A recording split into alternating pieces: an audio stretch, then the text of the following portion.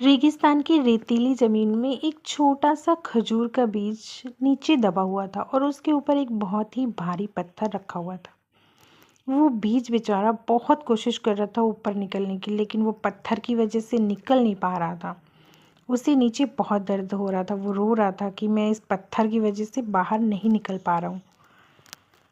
तभी रेगिस्तान की जो हवा थी वो फुसफुसाते हुए उस बीज को बोलती है कि तुम नीचे की तरफ अपनी जड़ों को फैलाओ, अपनी जड़ों के तंत्र को मजबूत करो। अब वो बीज क्या करता है, अपने जड़ों के तंत्र को नीचे फैलाना शुरू कर देता है, उनके तंत्र को मजबूत करना। रेगिस्तान के नीचे जो पानी था, समंदर था, उस तक अपनी जड़ों को पहुंचा देता है।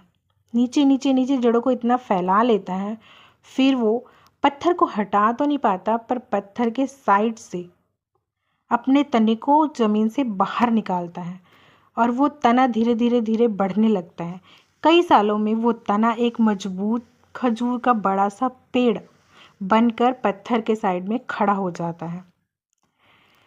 और फिर रेगिस्तान में एक बार बहुत ही ज़बरदस्त तूफान आता है, तो जो छोटे मोटे पौधे होते हैं जो ज़मीन की सतह के ऊपर होते हैं, वो सब उखड़कर बाहर गिर जाते हैं।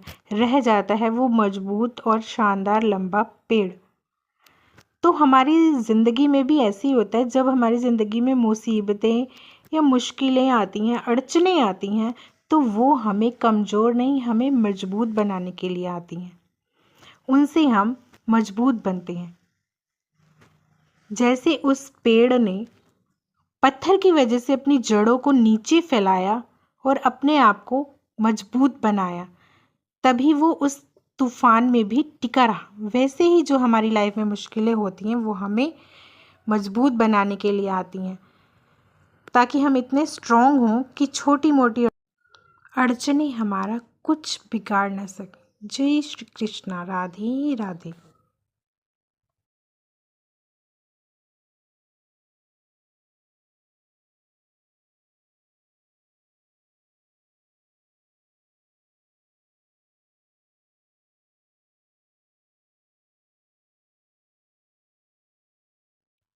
रेगिस्तान की रेतीली ज़मीन में एक छोटा सा खजूर का बीज नीचे दबा हुआ था और उसके ऊपर एक बहुत ही भारी पत्थर रखा हुआ था। वो बीज बेचारा बहुत कोशिश कर रहा था ऊपर निकलने की, लेकिन वो पत्थर की वजह से निकल नहीं पा रहा था। उसे नीचे बहुत दर्द हो रहा था। वो रो रहा था कि मैं इस पत्थर की वजह से बाहर नहीं निकल पा रहा हूँ। तभी रेगिस्तान की जो हवा थी वो